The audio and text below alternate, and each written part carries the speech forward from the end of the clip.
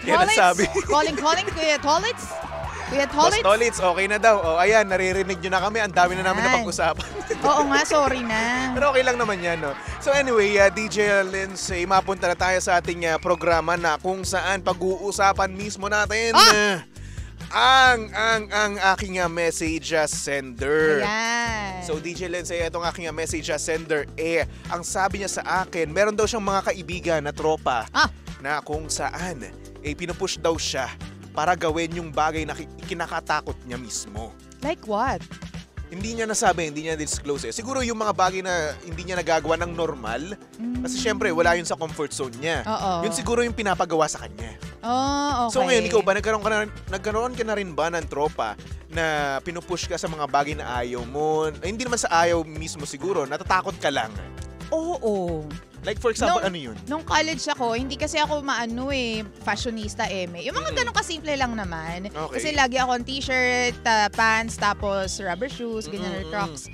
Pero sinasabi nila na ano ka ba, mag-dress ka nga, ganyan. Okay. Tapos pumorma ka naman na pang babae. Hindi yung sobrang simple mo lang. Kasi nga, course natin, broadcast communication, so dapat medyo trendy, ganyan. So ayoko ng ganun kasi gusto ko, sabi ko, hindi sa performance naman yan magkakatalo-talo, hindi sa itsura, ganyan. Tama nga naman. So yun yung mga ganong bagay lang naman. Tapos yun nga, magnegosyo, pinupush ako ni Romel. Yun, tapos yan, ngayon, ginawa ko na. Kasi sabi mo nga kanina, narinig ko, for the better naman. Tama nga naman, di ba? Kung sa tingin mo naman, magle-level up yung personality mo, di ba? True. Why not? Why not? Magbago ka rin naman. Like for example, sa looks mo, di ba? Pwede ka rin naman. Kung outdated na ba yung looks mo, Oo. pwede rin naman yan. Ako kasi ito, no? Aaminin ko outdated na looks ko. Pero hindi kasi sa lalaki, sa lalaki kasi konti lang ang options ninyo ng Yes. ng forma Oo, pero ito na naman sa part ko naman, no, sa buhay ko naman, ako kasi puro ako nakaitim lagi, no? Lagi So, ako nakaitim. Given a chance, anong gagawin mong change? Siguro- Mag-ano ka? Siguro more on light colors na lang naman ngayon. Mga kawaii, Bibili ako ng light colors Oo. naman. Kasi syempre, minsan din naman, ako rin naman, nauumay din naman ako sa itim. Siguro, tas try mo yung mga denim na Pwede. mga yun, blazer, ganyan. Kaso. May kaso agad, hindi mo pa nga Mahal eh. nagagawa. Ang mali! Hindi ba naman kailangan pumunta sa mga mamahalin na Ayun tindahan? na, may nakikita ako sa mga online shop. Okay. Brad, 300. Ukay. Ano ka ba? Nagsusot ka ba ng ukay-ukay? Oo, Oo. hindi naman sa Hindi naman kumbaga, binibigay lang sa akin, ganun. Oo. Yun. Hindi, maghanap ka sa ukay-ukay na kung maging practical ka na lang, no? Kasi minsan, nagpapalit lang naman sila dahil ayaw na nila nung sinusuot na yon. Kumbaga, ilang beses na nila na isuot, mga 4 na beses, tapos ibibenta na nila, ganun. So, okay din yan. Maghanap ka lang sa ukay-ukay. Magkano ba mga sa ukay-ukay? Ano ka ba? Minsan makakatsyempo ka, mga 50 pesos, Ay, 70 mura. pesos. Pwede. Oo, tapos labahan mo na lang kung medyo metikuloso ka, labahan mo siya ng malala. Saan ba may ukay-ukay? May mga gumagala dyan na naglalako ng ukay-ukay. Tas sa Pwede. Cubao, ang dami sa Cubao. Yun nga lang, medyo mahal na rin sa Cubao eh. Ay, ayoko doon.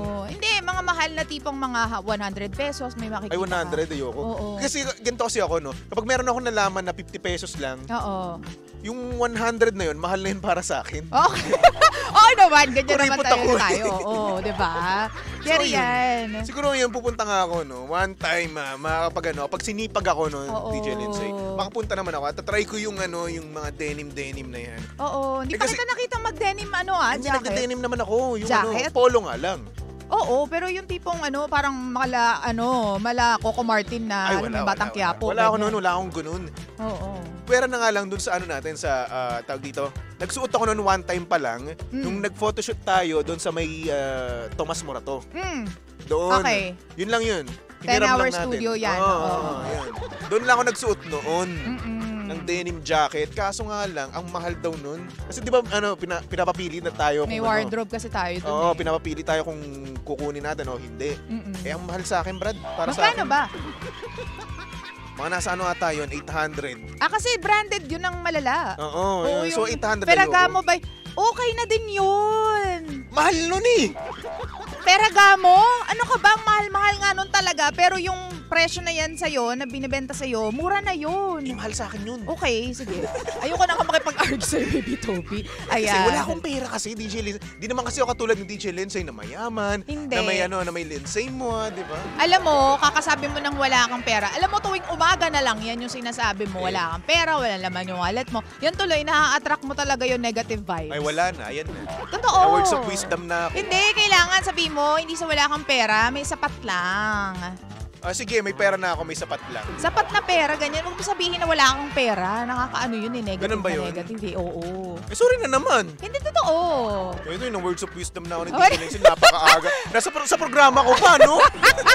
Sige, doon kita sa servo na sa programa ko, sa lihim ng liham. Pwede rin naman. Diba? Anyway, Ano ka ba? Anyway, mapunta na tayo sa ating, ayun nga, message sender, no? Mabalik naman tayo.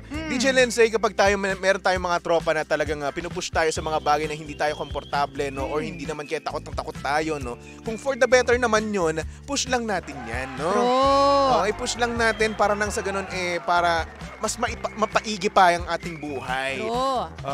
Kasi nga naman, minsan yung comfort zone natin na ano tayo dyan nai-stuck tayo dyan Diba? Bakit? Kasi komportable nga tayo. Comfort zone for a reason naman yan.